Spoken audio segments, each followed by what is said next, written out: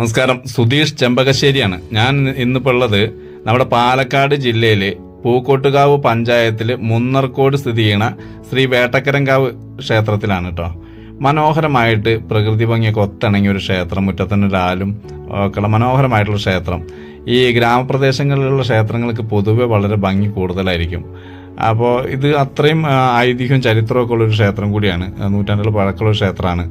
ഇവിടെ നിരവധി ആളുകൾ രോഗം മാറാൻ വേണ്ടി പ്രാർത്ഥിച്ചിട്ട് ഒരിക്കലും മാറില്ല എന്ന് കരുതി രോഗം പോലും ഇവിടുന്ന് മാറിപ്പോയതായിട്ട് ഭക്തർ അവകാശപ്പെടുന്നുണ്ട്. എന്തായാലും ഇതിൻ്റെ മുഴുവൻ വീഡിയോ ഞാൻ ചെയ്യാം.